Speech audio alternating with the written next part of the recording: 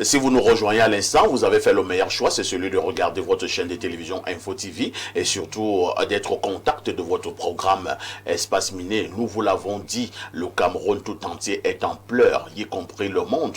C'est à cause de ce fait véritablement d'un autre genre, ce fait ignoble, à cause de cet assassinat d'une brutalité en nul autre pareil. Cela s'est passé il y a 2 jours du côté du quartier Nkolbison, c'est à Yaoundé au Cameroun, où une jeune dame de 27 ans mariée a décidé de mettre un terme à la vie de ses 3 enfants. Pour faire simple, une femme a tué ses 3 enfants et elle s'est donné elle-même la mort avant qu'elle ne rende son dernier soupir. Elle a dit pourquoi elle a fait.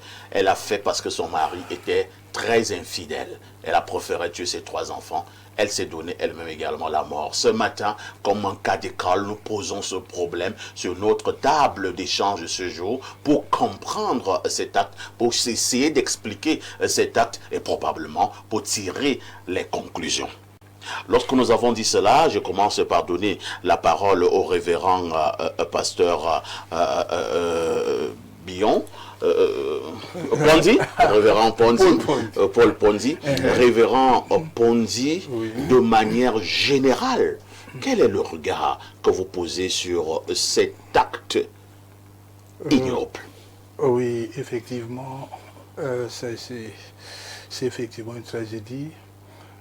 On doit se poser quelques questions quand même pour comprendre, analyser un fait de société de cette nature.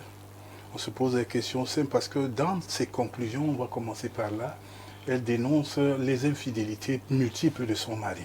Donc on peut se poser la question, est-ce que cette femme aimait effectivement son mari? Sans embâche, on va dire oui.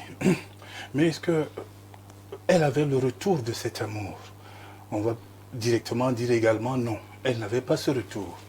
Bon, qu'est-ce qu'elle avait comme appui autour d'elle pour remonter son moral? C'est-à-dire ses parents, peut-être, si on peut interroger, ses parents vivaient encore, et parce que les mamans, parfois, les papas, peuvent remonter le moral quand il est abattu de leurs enfants, leurs progénitures qu'ils ont envoyés. On doit dire que c'est la dame en question là, à l'image, avec ses 3 enfants. Vous voyez, une belle femme comme ça, on l'appelait Kevin. Une belle créature de Dieu, donc elle n'a pas eu d'abord confiance en elle-même qu'elle pouvait surmonter. Et quand nous parlons souvent de déficit d'amour, là, ça revient. Parce que moi, je convoque pourquoi on parle d'Afrique et on met de côté les valeurs africaines. C'est-à-dire que la polygamie, qui est même le socle de la vie des Africains, doit être acceptée par tout le monde dans la conception de la vie au niveau de la famille. Parce que si cette femme-là accepter cette voie, elle ne se donnait pas la mort et elle ne donnait pas la mort à ces 3 merveilleux enfants. Vous faites la promotion de la polygamie? Non, je dis, il y a des faits qu'on ne... Parce qu'on dit que tous les hommes sont des infidèles. Ça, c'est des cas que nous rencontrons partout. On dénonce plus l'infidélité des hommes au sein des couples. Et ça apporte toujours un déséquilibre. Bon, ici, quand on finit d'interroger, chacun a une lecture. Ceux-là qui sont des scientifiques, des spécialistes dans des domaines divergents, vont te dire que c'est des cas, des pathologies qu'on doit enseigner, ou bien que ceci y avait eu un retard. Mais ici, d'autres également qui sont comme nous vont pointer du doigt la sorcellerie. La sorcellerie ici, parce qu'on va interroger, est-ce que cette femme était équilibrée au niveau de la connaissance des préceptes même, ou bien, comment on peut dire ça, les basiques de Dieu. Parce que dans la Bible, il est dit clairement que Dieu n'acceptera pas, c'est ça notre plat de résistance, je prends appui toujours sur la parole, Dieu ne permettrait pas que les lâches entrent dans le royaume des cieux. Le lâche, donc, c'est celui qui met fin à sa vie. Tu n'as pas le droit de mettre fin à ta propre vie. C'est interdit. Malheureusement, quand on a des sujets comme ça, il faut donner 3 heures, parce que là même... Vous voulez soutenir une thèse? On doit développer. C'est-à-dire que, je dis donc ceci, Monsieur Parfait ici, cette femme, est-ce qu'elle était déséquilibrée? Les scientifiques vont te dire que oui, elle est déséquilibrée mentalement. Il fallait voir peut-être des experts dans le domaine pour voir comment on peut lui administrer quelques soins. Mais ici, moi je dis, c'est une femme qui a le découragement et qui est faible devant ses responsabilités. Faible devant ses responsabilités, ça veut dire qu'il faut faire face à l'adversité. Dans la vie que nous menons, il y a une piste et il y a un boulevard. Alors, chez vous, comment vous qualifiez cette femme? Une femme qui pose ce genre d'acte, elle est déséquilibrée mentalement ou alors c'est juste une sorcière? Elle peut même être une victime. C'est ça qu'il faut comprendre ici. Non, elle est quoi? Elle peut même être une victime de la sorcellerie. Non. Victime de la sorcellerie. Oui, c'est-à-dire que, M. Poifia, ici, j'explique. On peut vous piéger. Que comme vous aimez tellement vos enfants, par exemple, on voit comment vous occupez d'eux. Un sorcier qui part, qui rôde autour de vous, fait un sortilège que vous allez attraper. Et vous envoûte. Et il vous envoûte. Les victimes, c'est bon, on parle de victimes. Tu peux être victime. Vous voyez par exemple les femmes qui mettent au monde souvent des monstres là et tout. C'est des victimes. C'est des victimes parfois des faits de société. Il faut analyser sur plusieurs angles pour mieux comprendre. Professeur, on ne peut pas la condamner complètement. Professeur Novissier, le pasteur a la piste de la sorcellerie. Vous vous situez à quel niveau lorsque vous êtes en face d'une femme qui a tué ses 3 enfants et elle s'est donné la mort par la suite? Merci bien, M. Pafa, ici. C'est vrai que on ne peut pas établir rapidement un diagnostic lorsqu'on n'a pas suffisamment d'éléments, parce que les cas pareils ont des spécificités au niveau de la causalité. C'est-à-dire la variable causale peut être immédiate et peut être lointaine. Alors bon, je vais faire une analyse générale et je vais également me fier aux informations que j'ai reçues concernant sa situation. Déjà que la langue parlée, la langue vernaculaire parlée dans la vidéo qui circule, c'est la langue féfé. Et moi, je suis bafan. Bon, j'ai un peu la possibilité d'avoir compris ce qui se disait à l'intérieur. Alors, vous savez, nous les psychologues, chaque fois que vous nous invitez, on vient avec un message. Oui. On vient avec un message de sensibilisation. Faisons attention aux variables affectives. Dans les variables affectives, on a 2 orientations. On a les émotions, on a les sentiments. Dans les émotions, on en a qui sont plus redoutées. C'est-à-dire la colère, on a la douleur, on a la tristesse. Et le plus souvent, au niveau des sentiments, on a la haine. On a le désir de vengeance. Bon, le plus souvent, cette femme, quand on essaie de la regarder, l'analyse rapide qu'on peut faire, elle est simple. C'est-à-dire, vous savez, l'être humain fonctionne avec 2 registres. Un registre cognitif qui est composé de la pensée, de la conscience, de la raison, de la rationalisation, du bien-être, du bon sens, et ainsi de suite. Maintenant, le registre affectif, lui, est composé beaucoup plus des émotions, beaucoup plus des sentiments. Cette femme dit qu'elle est déçue. Cette femme a perdu l'espoir. Elle ne sait plus. Elle se trouve dans l'impasse. Elle n'a plus de futur, elle n'a plus d'imagination, elle n'a plus de rêve. Et dans ce cas d'espèce, elle peut être recroquevillée sur elle. C'est-à-dire qu'il y a un retour sur elle. Elle sort de là, beaucoup plus orientée cette fois-ci par sa colère, par sa douleur, par son désir de vengeance. C'est dans ce désir de vengeance-là qui peut faire survenir rapidement ce qu'on appelle en psychologie les idées noires, comme les idées suicidaires. C'est-à-dire qu'elle peut se dire, à ce moment-ci, la vie ne vaut plus la peine d'être vécue. Il faut passer à l'acte. Et je peux imaginer, parce que c'est un acte qui a été prémédité. Oui. Ça veut dire quoi? Ça veut dire qu'il y a eu beaucoup... Elle a reçu des informations, parce qu'il y a même une qui se présente comme sa belle-sœur, qui dit que de temps en temps, elle invitait à Douala pour la consoler. Non. Vous n'avez pas compris la structure psychique et mentale dans laquelle elle se trouvait. Tout le monde... À ce niveau-là, si vous n'avez pas un encadrement mental suffisamment fort, vous allez tomber dans ce qu'on appelle l'effondrement. Et bienvenue à la dépression, bienvenue à la détresse mentale, bienvenue à la détresse psychologique et bienvenue à certaines maladies purement mentales telles que la schizophrénie et la paranoïa, qui peuvent amener les individus à se comporter de cette manière. Bon, pour dire que nous, les psychologues, nous avons pris cette situation au sérieux et nous disons, faisons attention, M. Pafa ici, des éléments qui sont basiques et qui passent comme si ce n'était rien. Chez nous, les psychologues, c'est fondamental. Vous pouvez comprendre, quand une fille te dit « fais attention à mes sentiments », vous ne pouvez pas savoir la valeur des sentiments pour elle. Lorsque Freud l'a lu... Vous êtes en train de nous faire peur, hein, c'est mieux qu'on fasse peur aux gens, que les gens prennent leurs responsabilités. Si tu n'aimes pas, si tu joues avec les sentiments d'une fille, tu peux finir comme... Si tu t'amuses avec les sentiments d'une personne, tu crées chez la personne un état de détresse mentale. En fait, tu peux créer. Parce que nous, les psychologues, on est très pointus au niveau de l'usage conceptuel. Les individus n'ont pas les mêmes niveaux de sensibilité sur le plan émotionnel. et non encore moins le même niveau de vulnérabilité. Ce qui peut paraître banal et anodin chez X ne le sera forcément pas chez l'autre. Il y en a qui prennent leurs sentiments au sérieux.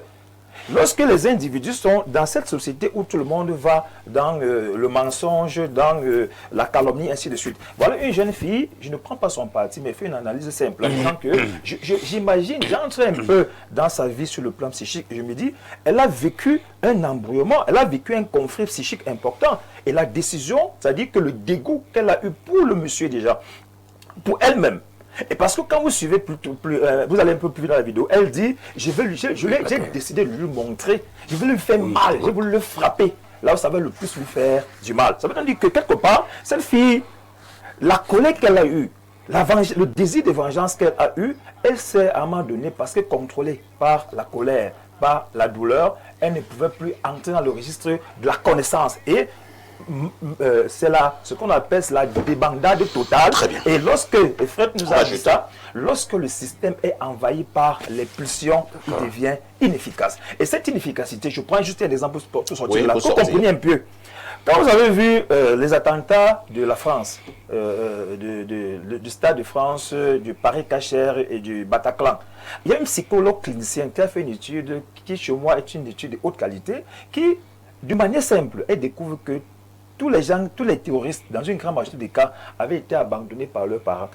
Soit par un de leurs parents, soit par les deux parents. Le plus souvent, quand on sensibilise les gens, on leur dit faites attention. La responsabilité de faire un enfant, c'est pas une responsabilité libidinale. C'est pas parce que tu as une libido qui fonctionne que tu vas forcément faire des enfants. Il faut prendre soin de ces enfants. Les enfants ont besoin d'amour. Le manque d'amour, si vous pouvez imaginer l'impact psychologique, vous n'allez plus vous investir affectivement chez les gens. Voilà donc le premier cas. Le deuxième cas, je rencontre une jeune femme en Belgique.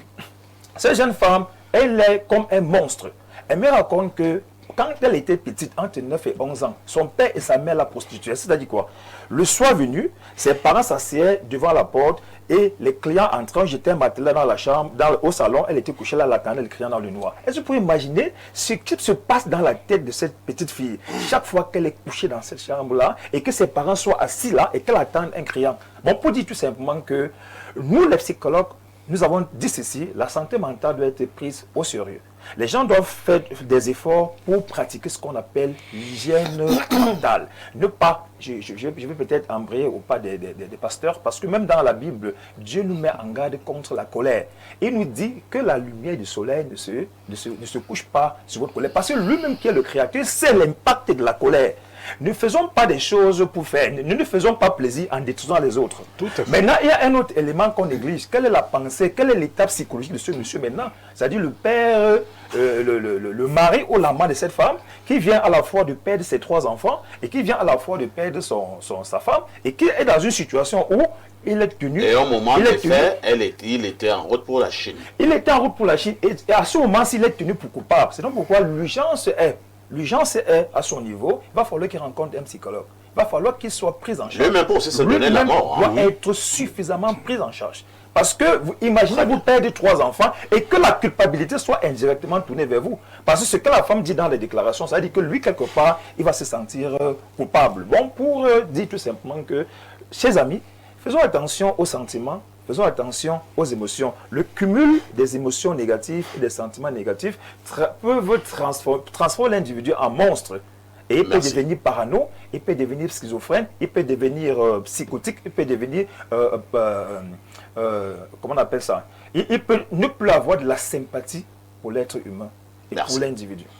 Merci au psychosociologue pour cette analyse scientifique. Quelqu'un au village, lui va dire vraiment, le type, si lui nous embrouille, je vais passer la parole à Tot. Vous l'avez suivi, je présume, avec beaucoup d'intérêt, les explications scientifiques du psychosociologue, le professeur Noubissier. Bon, la femme dit qu'elle a tué ses 3 enfants, elle avec, pour une affaire d'infidélité. Alors, chez nous au village, c'est aussi grave que ça? Même si le psychologue lui répondait à la question, ne jouons pas avec les sentiments des gens. Moi, je dis, les causes profondes de cette situation n'ont rien à voir avec l'infidélité. Les causes profondes, c'est le moule dans lequel la femme et l'homme en question ont évolué. C'est-à-dire que ce phénomène est le fruit de la société actuelle. Le fruit de la société actuelle. C'est-à-dire une société capitaliste, judéo-chrétienne. Ah bon? Oui, je vais présenter le fondement de ça. Parce qu'il faut d'abord dire que je condamne la dispersion sexuelle. Parce que là, je parle aux hommes. Je condamne avec la plus grande énergie la dispersion sexuelle. Ceux qui pensent que tout, il n'y a pas de sélection, tout ce qu'on voit avec les formes, on veut tester et tout ça. Je suis contre ça. Je suis plutôt dans cette approche, qui est une approche essentiellement africaine. Quand tu te mets avec une femme, d'abord, ce n'est pas tout le monde qui doit se marier. Il y a des gens qui ne doivent pas se marier. Et pourquoi? Parce que si déjà il est incapable de se maîtriser lui-même, ce n'est pas la femme qui va maîtriser. Ce n'est pas les enfants qui va éduquer. Si lui-même il est d'une moralité boueuse et ténébreuse, je ne sais pas ce qu'il va apporter aux autres. Donc, les gens qui doivent s'engager dans le mariage est une responsabilité. Donc, il faut être mentalement bien structuré pour décider de prendre une femme. Et moi, je prends toujours mon exemple. Chaque fois que je me suis mis avec une fille, je lui disais toujours que je suis pour la polygamie et je serai polygame. Ça, c'est une responsabilité personnelle. C'est-à-dire que, est-ce que tu acceptes d'être avec moi? Oui, ok. Ça veut dire qu'un jour ou l'autre, tu pourras avoir une coépouse. Il faut que ce soit très clair. Il faut que ce soit clair. Je te dis ça. Moi, je ne suis pas un lâche. Il y a plein d'hommes là-dehors qui jouent au chat et à la souris. C'est un lâche, oui, régime monogamie, alors que c'est un prostitué de la pire espèce. Je dis donc que cette hypocrisie sort de quoi? De la mentalité judéo-chrétienne. Parce que quand on finit de faire le mal, on va aller prier, Dieu va nous pardonner. Après, on rentre faire le mal, on rentre prier, Dieu va nous pardonner. Quand on est même en train de tuer quelqu'un, après on rentre prier, on a un éternel miséricordieux. D'abord, lui-même, le premier criminel, le Dieu de la Bible n'est jamais celui qui a créé les cieux et la terre. Le Dieu de la Bible, je l'ai dit, je l'ai démontré, document à l'appui, que le Dieu de la Bible, c'est Satan. Parce que le plus grand génocidaire de la Bible, c'est Yahvé. Il a génocidé tout un peuple qu'on appelle le peuple cananéen, sur la terre.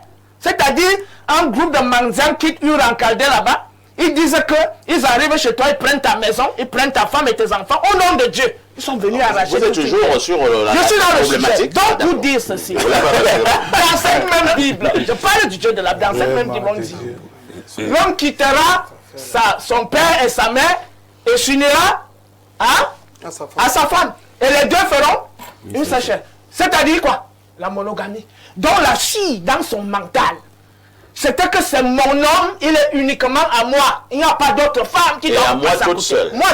Voilà donc le livre de Satan qui crée tout ce qu'on voit aujourd'hui. C'est-à-dire la fille n'a pas reçu une éducation traditionnelle où on lui dit que quand tu vas dans un foyer, si ton homme est responsable, il rationne à la maison, il t'entretient bien, il fait tout ça, il s'occupe bien des enfants, le reste ne gère pas ça. Elle n'a pas reçu cette éducation, elle a reçu l'éducation de Jésus. Que l'homme quittera son père, ils feront une chair dans la monogamie. Et c'est cette monogamie biblique qui favorise tout ce que vous voyez, tout le désordre que vous voyez dehors là. Donc un livre d'hypocrisie, on dit que c'est la parole de Dieu. Mais le problème c'est que tous ces gens qui sont assis là, s'ils avaient les informations sur la spiritualité et la pensée africaine que j'ai, personne de ces gens ne serait là où ils sont. En fait, on les a formatés et ils croient qu'ils sont dans la vérité. Le vrai Dieu, c'est l'esprit qui anime la nature, c'est pas Yahvé. Ni Jésus, on dit que Jésus là, Jésus n'est pas Dieu. Voilà. Parce que s'il était Dieu, il n'allait jamais dire qu'il ne connaît pas le jour de la fin du monde. Donc, j'étais en train de dire que rentrons à la sagesse africaine. Que les mamans prennent leurs responsabilités pour recommencer à former les jeunes filles comme nos mamans. Nos jeunes ont été formés. Est-ce que nos mamans, pourquoi est-ce que nous avions l'amour auprès de toutes les mamans? Pourquoi nos mamans ne traumatisaient pas leur mari avec ces histoires-là? La mentalité chrétienne, judéo-chrétienne, c'est elle qui divise nos familles, c'est elle qui favorise les crimes et les meurtres. Combien de femmes empoisonnent les gens dehors? Elle rentre, elle va à l'église, elle peut prier. Une religion d'hypocrisie, où l'éternel miséricordieux, il n'y a pas de sanction là-bas, puisque même les criminels vont au ciel. Mais pourquoi est-ce que celui qui se donne la mort n'irait pas au ciel? Alors que celui qui était avec là, Jésus sur la croix, Alors, qui était un criminel, est allé au ciel. Attends un peu. Oui.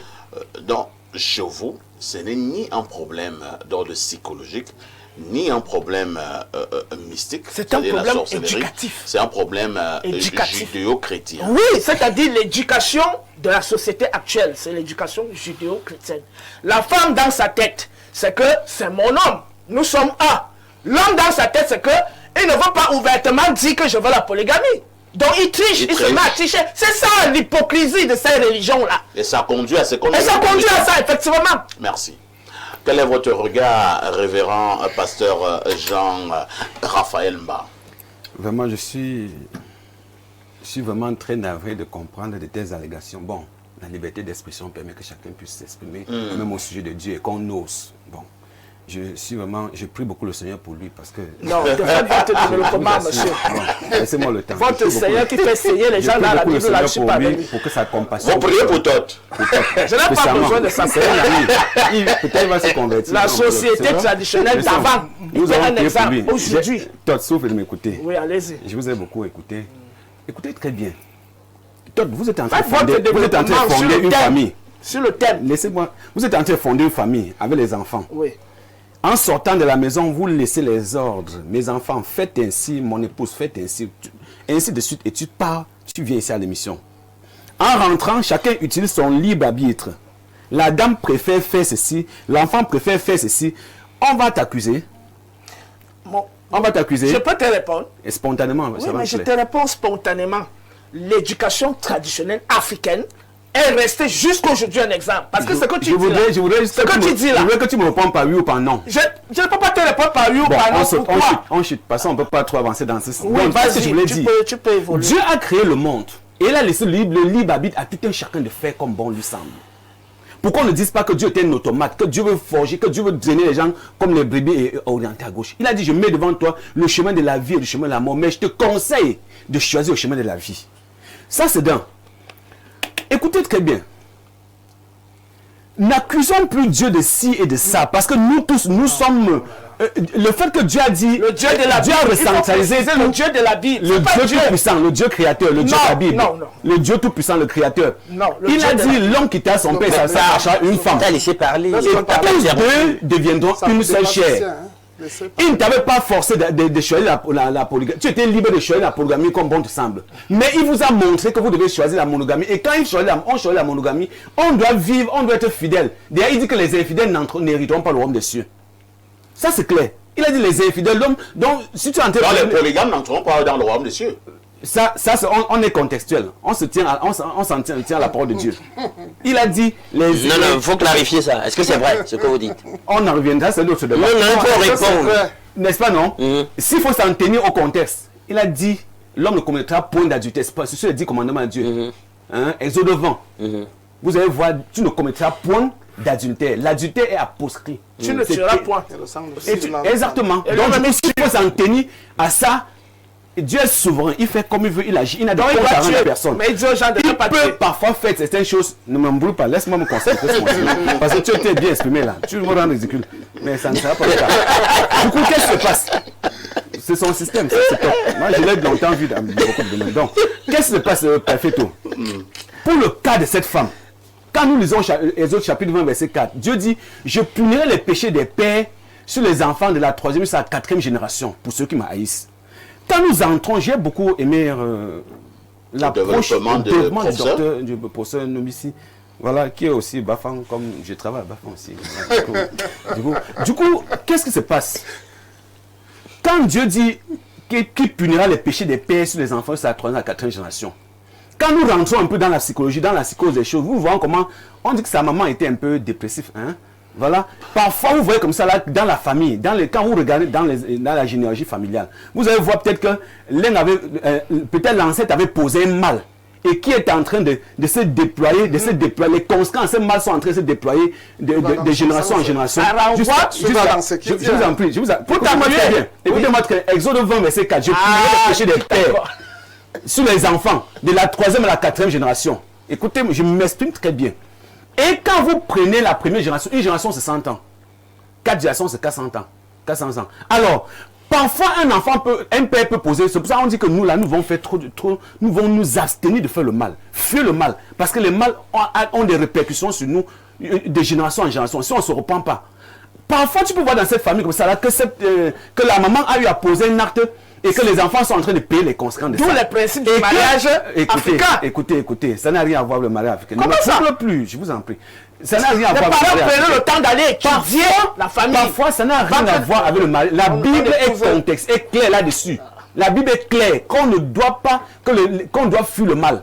Du coup, ça peut être un mal générationnel qu'on a eu à poser et que c'est en train de suivre les enfants. Il faut regarder bien ce côté. De deux, nous vivons dans un monde où le spirituel prime sur le charnel. Je m'explique encore bien. Nous vivons dans un monde où le spirituel prime sur le charnel. Ça veut dire quoi? Le monde visible prime sur le monde invisible. Tout ce qui se passe en journée, c'est d'abord passé dans la nuit. C'est ce que je voulais expliquer. Tout ce qui se passe dans la journée, c'est d'abord passé dans la nuit. Jusqu'à ce qu'à un certain moment, quelqu'un peut te dire que voilà ce qui va se passer, ce qui va se passer. En fait, qu'est-ce qui se passe?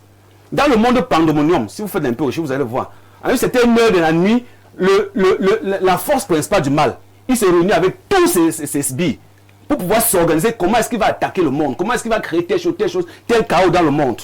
Le diable se réunit avec tous ses agents pour pouvoir s'organiser pour détruire le monde, détruire le mal. Il peut s'avérer que tu as un enfant chez toi, un mauvais esprit. Alors, dans cette quête-là, dans cette tension-là, alors qu'est-ce qui se passe? On envoie un mauvais esprit, ça entre sur un enfant, l'enfant devient prostitué. Alors qu'il devient porte-à-porte. Sans toutefois, quand tu pries, la prière est loin le diable. Donc, là, tu es hors sujet là-dessus. Tu ne peux pas me. Donc, un enfant qui était jadis intelligent, peut devenir un parano, un délinquant, quelqu'un qui consomme de tout genre de drogues en une façon à cause d'un mauvais esprit qui est entré sur un enfant. Et ça peut générer des choses. Vous avez dit que alors, c'est le mauvais esprit qui est entré dans la tête de la femme là. Je suis en train d'arriver. Je voudrais que vous puissiez beaucoup plus centrer, beaucoup plus centrer votre analyse sur le cas de l'enfant, sur le cas que nous avons ce matin. Alors, qu'est-ce qui est arrivé dans la tête de cette dame? Un mauvais esprit a pris le contrôle de son cerveau? Je me focalise beaucoup sur ce cas. Ça, vraiment, parce que nous, dans cette société, nous voyons des cas les plus pires. Il y a même les cas où les pères sodomisent les enfants au vu de tous. Et il n'y a pas de cette chose. Il y a des cas où les enfants sont devenus paranoïaques à cause des actes d'enfants de père. Il n'y a pas de suicide. Il y a des cas où les gens vivent chez eux avec des choses horribles. Il n'y a pas de suicide. Les chambres qu'on n'ouvre pas. Il n'y a pas de suicide. Alors, comment est-ce que ce cas sort de nulle part comme ça? Et du coup, on tue un enfant, 2 enfants, 3 enfants perfecto. Et au comble maintenant, on prend le couteau, on se poignarde. On coupe les veines. Ah ben voilà. Parfois il y a des manipulations. Je vous dis que le spirituel prime sur le charnel. Les mauvais esprits sont plus nombreux que les êtres humains sur terre. Et parfois ça peut entrer sur n'importe qui et ça opère. C'est pour ça que parfois les psychologues vont dire, quand vous voyez parfois c'était un enfant poser un acte. Après dès que la lucidité vient, il dit qu'est-ce qui s'est passé? Qu'est-ce qui s'est passé? Vous voyez un peu. Donc c'est un problème d'ordre mystique à outrance. Donc ça c'était le mysticisme. Le mysticisme pur. Le mysticisme pur. Que si même l'homme, on ne suit pas bien l'homme. Bon, il y a trop de choses qui tournent autour. Vraiment, la prière est la clé pour ouvrir les brèches. Docteur Noir, nous ne devons donc pas condamner cette dame. Il est fort possible que ce soit un problème de déséquilibre psychologique. Il est fort possible que le mauvais esprit ait pris contrôle de son cerveau, c'est ça? Et nous devons simplement dire que son âme repose en paix. Elle est une victime, c'est ça? Non, elle ne peut pas être une victime. J'ai expliqué ici ce qu'on appelle la psychologie cosmique et puis j'ai expliqué les mentalités des gens. Dans cette femme, je viens de noter certains éléments. Il y a, parce que selon les informations que j'ai reçues, peut-être tu reviendras pour les éclaircir, sa belle-sœur a dit qu'elle avait 150 000 francs par mois. Sa belle-sœur a dit qu'elle ne louait pas, elle était logée. Sa belle-sœur dit qu'elle avait tout pour son besoin. Moi, je ne sais pas si d'autres contradictions y sont. Plus loin, on dit qu'elle revendiquait les biens matériels et qui n'étaient pas en son nom. Et elle craignait que des éventuelles femmes, entre guillemets, qu'ils puissent leur donner un certificat de testament ou quoi que ce soit pour essayer de donner à d'autres personnes. C'était à peu près cela. Mais quand moi je note, avec mon petit savoir, je vois qu'elle était dans la création de désirs artificiels. La création de désirs artificiels. Parce que la population la mentalité d'aujourd'hui, les gens confondent progrès et augmentation. Amélioration et augmentation. Qualité et quantité. Voilà pourquoi en mystique alchimie, on parle de l'optus. L'ego, le moi, et qui engendre quoi comme des émanations? La rivalité, la discrimination, les comparaisons, les concurrences. On sait qu'elle était dans quel genre d'atmosphère. Elle vivait dans quel genre de conjoncture. C'est pour cela que vous allez remarquer que lorsque je débat ici, moi j'évite, pour revenir dire à ce que mon frère Doug disait, moi j'entre pas trop dans la Bible parce que je suis chrétien, non. J'utilise et j'exalte également la raison. J'exalte également l'intuition parce que l'homme est stratifié. Il a une forme, si vous permettez le terme, pyramidale. On a l'intuition, comme Bergson le dit en philosophie, le professeur va retrouver, la saisie immédiate d'une chose. Qu'est-ce que son intuition lui a dit dès le départ? Et l'intuition communique avec la nature. Parfois, chez nous les petits, tu verras une chenille qui va entrer, qui est en train de te dire que il y aura un mauvais événement qui est sur le point de venir. Parfois, c'est une branche qui tombe sans l'entremise du vent, sans l'entremise de la pluie, sans l'entremise d'une tornade. Alors, ce sont des signes. Et quand on ne parvient pas à saisir son intuition, la nature parle. Voilà pourquoi je suis aussi Paracelsiste qui dit nature et écriture vont ensemble. Voilà pourquoi même quand Jésus prenait les exemples, il prenait les écritures et il allait vers la nature, parlant de la vigne, parlant du raisin, parlant de toutes ces autres choses, des saisons, parce que la nature et l'écriture sont similaires. Alors, après l'intuition, dans cette stratification, si vous permettez le terme, après l'intuition, nous avons la raison. Comme elle ne parvient pas à comprendre son intuition, à saisir par l'intuition et les éléments de la nature qui communiquent, la raison voudrait donc que je pense que si je fais un acte comme celui-là, qu'est-ce que ça en découdrait de mes enfants? Qu'est-ce que ma famille sera et qu'en dira-t-on? Elle n'a pas regardé le côté de la raison. Maintenant, nous montons dans une troisième sphère. Le principe, ce que nous appelons l'harmonie divine, l'harmonie cosmique, l'harmonie sphérique. Est-ce qu'elle a observé et a regardé que si je fais un tel acte, je serai en ordre avec mon Créateur, je serai en ordre avec l'ordre de l'univers, parce que vous deviez le savoir.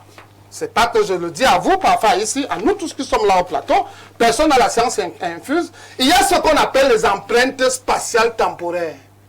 Ça veut dire que si on émet un événement avec tellement d'émotions, ça va laisser une forme d'impulsion spatiale et qui fera que demain ou après-demain, notre personne reviendra le reproduire. Voilà pourquoi je parle de l'harmonie cosmique et de l'harmonie divine.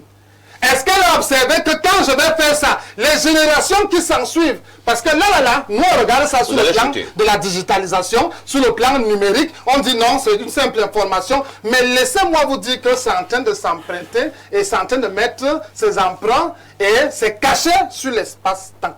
Donc si on aurait donc regardé toute cette constitution, en réalité, elle ne pourrait pas le faire. Donc c'est pour vous dire, cette personne, elle était dans l'antise des objets. Elle était, comme on dit dans un langage philosophique, un individu objectal. Ça veut dire qu'elle cristallisait les avoirs et les pouvoirs. Et lorsqu'un individu est comme ça, il ne peut rien faire, on ne peut même pas accuser les autres. Et son maître ne s'arrête pas seulement à elle, ça va jusqu'aux enfants, ça veut dire qu'elle a les instants meurtriers et elle n'a que manifesté ça au jour présent. Donc, zéro excuse. Alors, il n'y a pas d'excuse face à de telles transgressions. Tout ce qu'on est en train de faire là, ils font ce qu'on dit en petit, un tana yingangang, ils défrichent en haut, il faut défricher en bas, il faut enlever la racine.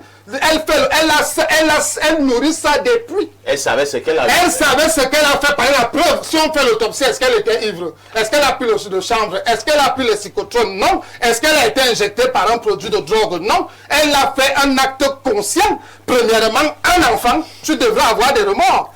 Deuxième enfant, tu continues. Troisième enfant, tu vas et jusqu'à tu le fais toi-même. Mais à un moment donné, dans le langage de l'égyptologie de Thoth, on va dire que la déesse Amout, qui est le crocodile, l'a dévoré et ce que les chrétiens appellent les enfers l'ont pris. Donc elle n'a même pas sa place vers son cas ou vers son élévation. Alain Douk, nous sommes encore dans les mois. Nous avons perdu notre latin. Mais Dieu merci, nous avons des explications de part et d'autre ce matin. Quel est votre regard sur ce scandale de Colbison? Merci de me passer la parole. Parfait. Je prends la parole à 11h44. Parfait. Lénine disait un mensonge répété 1000 fois finit par devenir une vérité. Je vais faire deux choses dans mon propos. Je vais recuser un certain nombre de mensonges. À force de les répéter, on pourrait croire que c'est vrai. Pourtant, ça ne l'est pas. Puis je vais traiter du sujet, mon analyse comme tu le veux, sur le sujet. J'ai déjà dit ici que le nom du Dieu de la Bible, ce n'était pas Yahvé, qui est une vocalisation à partir de 4 consonnes qu'on a essayé de translittérer et dont les équivalents seraient dans le Y, si vous voulez, le H, le V ou W, appelé le VAB. Voilà. Donc, il faut comprendre ça, les amis. J'ai dit qu'il y a eu une erreur sur une des consonnes. Il n'y a pas un VAB, il n'y a pas le B là, ou le W. C'est un S à la place. Et c'est trop long, c'est technique et je n'ai pas le temps pour vous expliquer ça. Et je vous ai dit que dès qu'on fait cette correction, vous voyez donc que dans la vocalisation, il y a même déjà une proximité vocalique, une paronomase qui se fait avec le nom du Christ. Yesou, Yesou, Yessi. Comme vous voudrez vocaliser, mais dès que la correction en question est faite, vous voyez donc cette proximité vocalique. Et d'ailleurs, le nom en question permet aussi un rapprochement avec le verbe pour sauver. Ce que Jésus est, c'est ce que la théologie biblique dit. Maintenant, par ailleurs, il a été dit ici que vraiment on doit revenir aux fondamentaux négro-africains sur l'éducation au sujet du mariage, l'acceptation de la polygamie. Je tiens à le dire et je le réitère. La bande de terre qui était appelée Israël jusqu'à... je ne vais pas parler de ceux qui l'occupent aujourd'hui, mais je parle d'Israël antique et biblique. Je dis encore que c'est une terre africaine. La science documentée a reconnu cet espace comme étant l'Afrique du Nord-Est, au moins jusqu'à 1850. Je sais de quoi je parle. Bien. Maintenant, au sujet de la polygamie, écoutons, je vais lire un passage ici. Nous sommes dans Exode 21, 10. C'est la Bible. Si un homme prend une deuxième femme, il est impératif qu'il ne diminue en rien les droits de la première, spécifiquement en matière de nourriture, de vêtements, de relations conjugales. On est dans la Bible, on est dans Exode, on est dans le Pentateuque. Donc, ça veut dire que même s'il y a un idéal originel qui était celui de la monogamie, il y a une concession historique finalement qui s'est faite au sujet de la polygamie et que le Dieu de la Bible a dû manager, a dû accepter. Donc, celui qui parlait de la fidélité, tenez-vous tranquille, la fidélité n'engage pas seulement la vie matrimoniale. La fidélité, de façon ramassée, c'est respecter ses engagements. Et ça, c'est sur tous les plans. Non pas seulement conjugalement parlant. Bien, maintenant, je reviens sur le sujet qui nous intéresse. Cette femme a un problème. Au moins là-dessus, je suis d'accord avec tout le monde. Et il y a cette espèce d'ingénierie, ce conditionnement social. Et peut-être... familial, voire religieux, autour du monogamisme qui est accorrélé avec une espèce de fidélitéisme dans lequel elle était déjà aussi empêtrée. Et c'est peut-être à ce niveau que je vais rejoindre l'analyse de Thoth. D'accord? Elle a un ancrage et une intelligence de la fidélité qui est tellement rigide qu'elle n'envisage rien d'autre. Et je viens de vous montrer que même bibliquement, il faut l'envisager. Parce que nous avons toute une grande lignée de grands hommes inspirés, prophètes, rois, qui ont marqué l'histoire sainte, qui étaient polygames. Donc vous voulez me dire quoi? Je ne vais pas retrouver David au paradis, je ne vais pas retrouver Abraham qui est sur le fait. Voilà, je ne vais pas retrouver tous ces grands rois de Juda et d'Israël du Nord qui étaient polygames et autant que faire se peut étaient polygames. Ça, ce n'est pas à nous d'en juger parce qu'en fin de compte, in fine, c'est la grâce de Dieu. La nouvelle alliance est pour le centraliser. C'est la grâce. Oui, mais est-ce que vous la pratiquez? C'est la grâce. Non, vous revenez dans le sens que frère,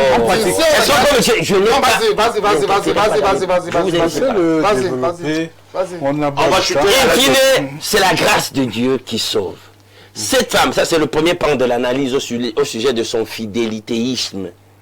Hein? Maintenant, l'autre pan, elle est malade. Parce que même son cas devant Dieu sera difficilement plaidable. Elle n'est pas plaidable. Elle est malade comment? Elle est malade, parfait. Écoute, moi je pouvais encore compatir dans le cas où elle s'était prise sa propre vie et s'était arrêtée là. Le psychologue nous a dit qu'il ne faut pas blaguer avec les sentiments des autres. Elle n'est pas en matière. Elle l'aime. Elle ne veut pas partager son mari. Oui, parfait. J'explique. Mais il y a une histoire. Elle est prête à lire et et c'est le révérend en face de moi qui le disait aussi tout à l'heure. Vous savez, parfait.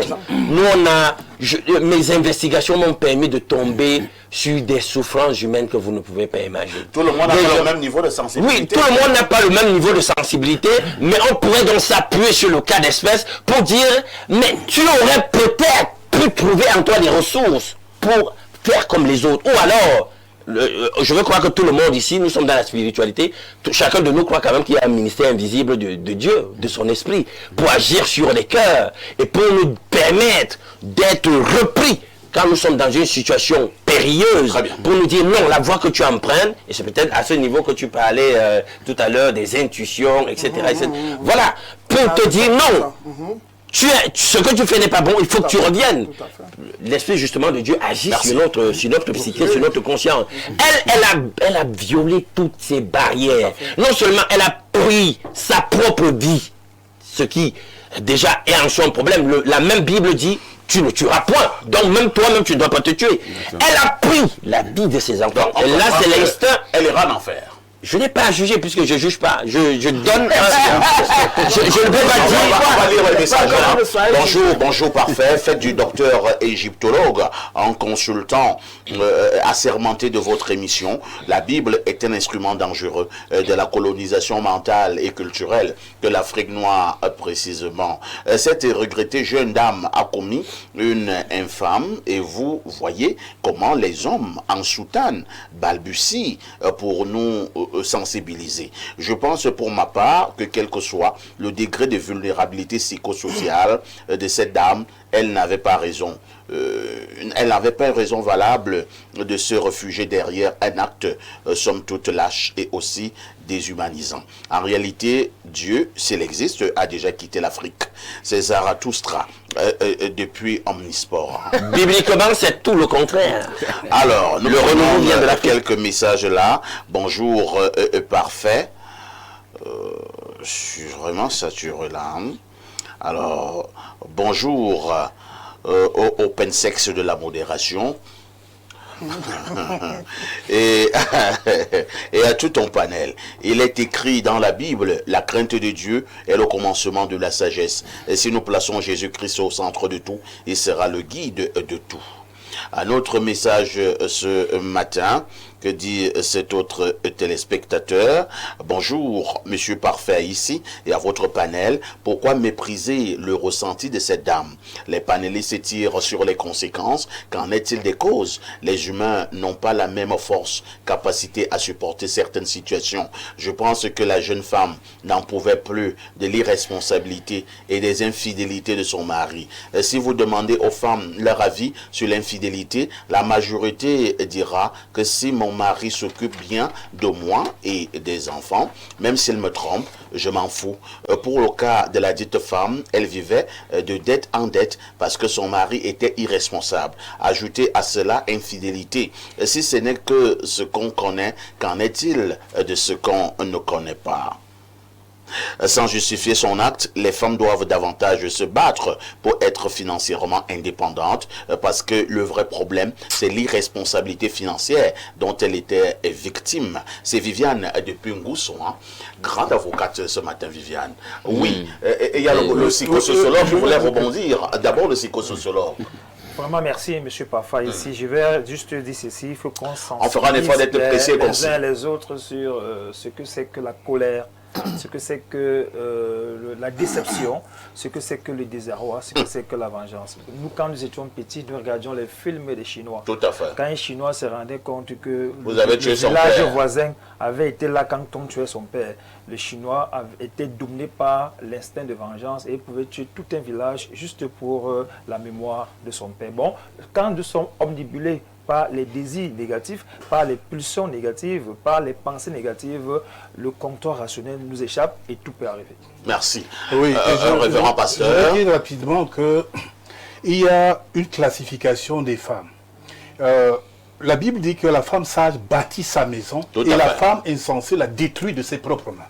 Donc nous condamnons fermement cet acte parce qu'avec cet acte odieux, personne ne peut être agréé par Dieu en commettant.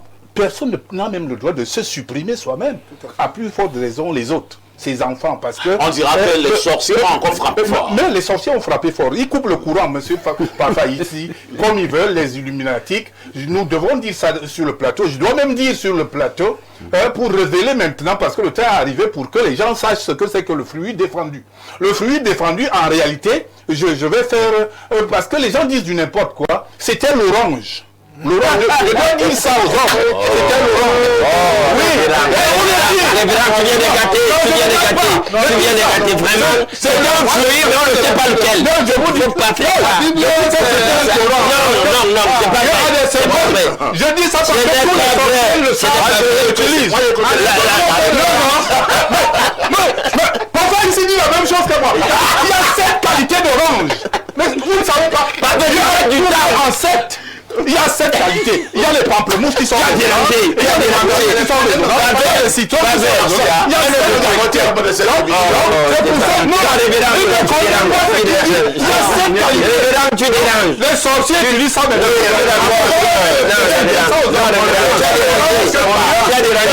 En fait, il y a du symbolisme.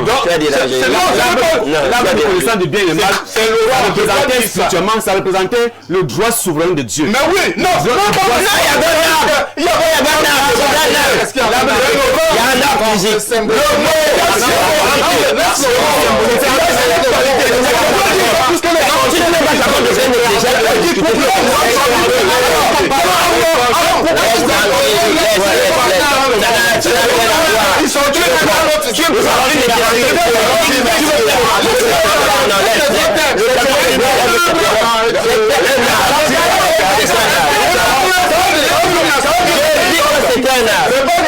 De toutes les façons.